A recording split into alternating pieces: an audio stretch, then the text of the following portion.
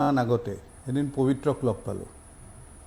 পবিত্ৰ মাৰ্ঘেৰিটা প্ৰথম যেতিয়া বিজেপিলৈ আহিছিল, এমাহৰ ভিতৰতে মই দেখিলোঁ যে ল'ৰাজনে কথা ক'ব পাৰে। আমাক সেইখিনি সময়ত স্প'ক্স পাৰ্চন লাগে, টিভিত গৈ পেলাই ভালকৈ কথা ক'ব পাৰে, সপ্ৰতিভভাৱে ক'ব পাৰে।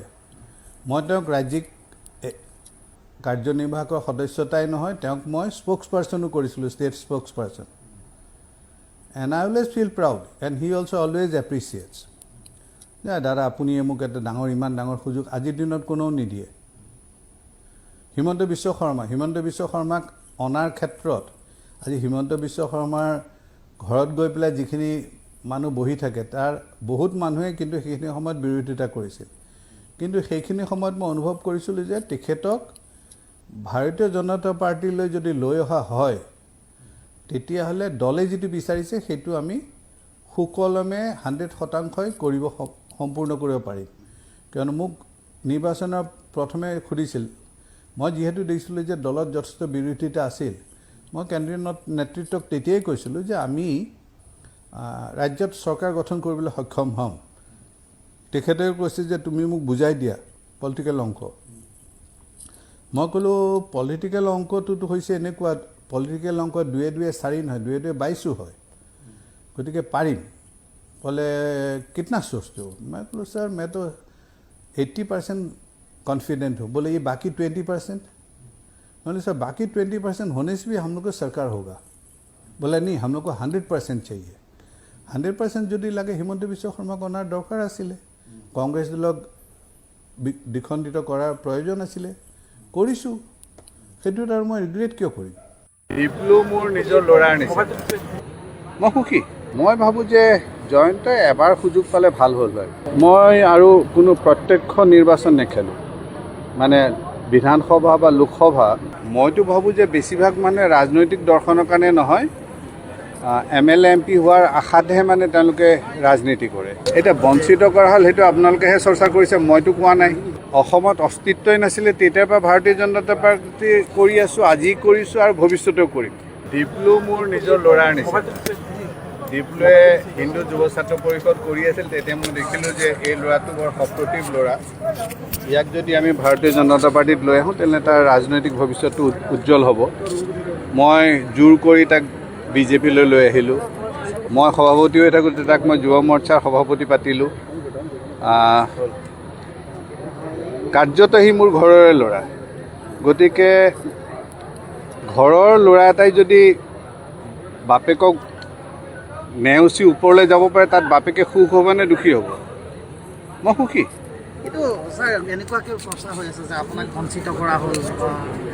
এতিয়া বঞ্চিত কৰা হ'ল, সেইটো আপোনালোকেহে চৰ্চা কৰিছে, মইতো কোৱা নাই। মই ক'ৰবাত গৈ পেলাই দল ত্যাগ কৰিম, মই হেৰি কৰিম, তাৰপিছত কোনোবা এজন গ'লে সুৰসুৰাই মাত নমাই দি কয় নাই মই তেওঁকে সহায় কৰিম। এইবিলাক কৰা দেখিছে নি নাটক? মই নাটক কৰা মানুহ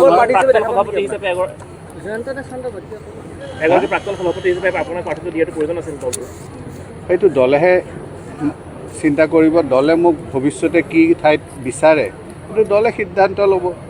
প্ৰাৰ্থিত্ব আগতে দিওঁতে দলে দিছে, আমি কেতিয়াওতো কাগজত লিখি মই ইয়াৰ প্ৰাৰ্থিত্ব বিচাৰিলে চাকৰি বিচাৰিটো নিবিচাৰোঁ, অন্ততঃ মই বিচৰা নাই। মোক দলে কৈছে তুমি খেলিবলৈ, খেলিছোঁ। দলে কৈছে খেলিব নালাগে, নেখেলোঁ। কিন্তু দলত কিছুমান সিদ্ধান্তক লৈ কি ক'ব? আজি হঠাতে কুশল দৌৰীক প্ৰাৰ্থিত্ব দিয়া হ'ল বা প্ৰদ্যুৎ লৈ আহি দিছপুৰত দিয়া হ'ল, এই গোটেইবিলাকক লৈ যথেষ্ট এটা চৰ্চা চলি আছে। গতিকে আপুনি কি ভাবে যে এইটো এটা এই যিটো ৰাজনৈতিক বাতাবৰণ, এইটোক লৈ কি ভাবে? অকল বিজেপি নহয়, সকলো দলতে এনেকুৱা হৈছে। সকলো দলতে হৈ আছে। এইটো এটা অসমৰ বুলিয়ে নহয়, সমগ্ৰ ভাৰতবৰ্ষতে মই দেখিছোঁ যে নিৰ্বাচনৰ সময়ত ৰাজনৈতিক আয়াৰাম গয়াৰামবিলাক খুব বেছি হয়। এইটো কিন্তু গণতন্ত্ৰৰ কাৰণে সঠিক নহয় বুলি মই ভাবোঁ। কিয়নো ৰাতিটোৰ ভিতৰতে যিজন মানুহে নিজৰ ৰাজনৈতিক দৰ্শন 1 মিনিটৰ ভিতৰত সলাব পাৰে, তেওঁ মানে তেওঁ সেই ৰাজনৈতিক দৰ্শন নাছিলেই। গতিকে মইতো ভাবোঁ যে বেছিভাগ মানুহে ৰাজনৈতিক দৰ্শনৰ কাৰণে নহয়, MLA MP হোৱাৰ আশাতহে মানে তেওঁলোকে ৰাজনীতি কৰে।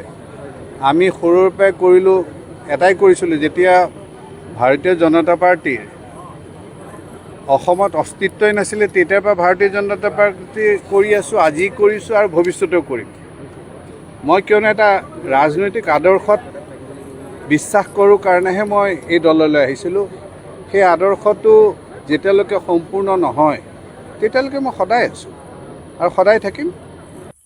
উত্থান পতান আৰু কাৰোবাৰ মত সলনি এইটো পৰিস্থিতি আৰু ৰাজনৈতিক উচ্চাকাংক্ষাৰ কাৰণে হয়। এইটো বৰ মোৰ কাৰণে মই নিজে অনুভৱ কৰোঁ, মই অন্য হৈ ক'ব নোৱাৰোঁ, মই ইমান ডাঙৰ মানুহো নহয়। মই ভাবোঁ যে এইটো সঠিক নহয়, গণতন্ত্ৰৰ কাৰণেও সঠিক নহয়। জয়ন্ত দাসক লৈ কি ক'ব?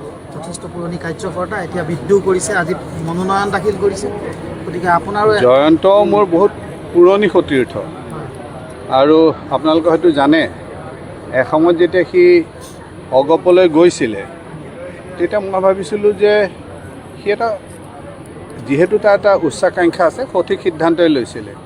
কিন্তু মই সভাপতি হোৱাৰ পিছত সি আহি পেলাই মোক বাৰম্বাৰ ক'লে যে মই ফিৰি আহিব বিচাৰোঁ, মই ফিৰাই লৈ আহিছিলোঁ।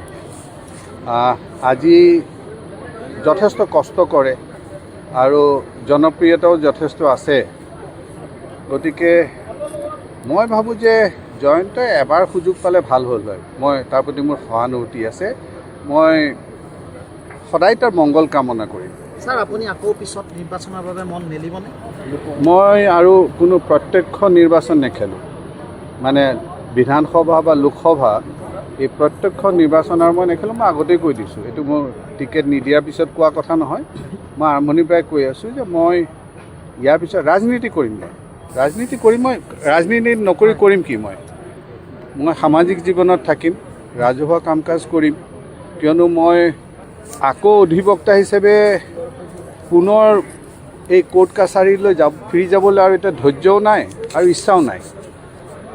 মোৰ ছোৱালীয়ে এতিয়া হাইকোৰ্টত উকিল হ'ল, গতিকে মই আৰু গৈ পেলাই এতিয়া আৰু মোৰ জুনিয়ৰবিলাকে গৈ জাজ হ'ল, গতিকে এতিয়া মই আৰু উকালতিলৈ ফিৰি নাযাওঁ। মই সামাজিক জীৱনত থাকিম আৰু ৰাইজৰ হৈ কাম কৰিম। মানে ৰাজ্যসভাৰ প্ৰাৰ্থী হ'ব পাৰে পৰৱৰ্তী সময়ত? ৰাজ্যসভাৰ প্ৰাৰ্থী ৰাজ্যসভা কেতিয়া খালী হ'ব?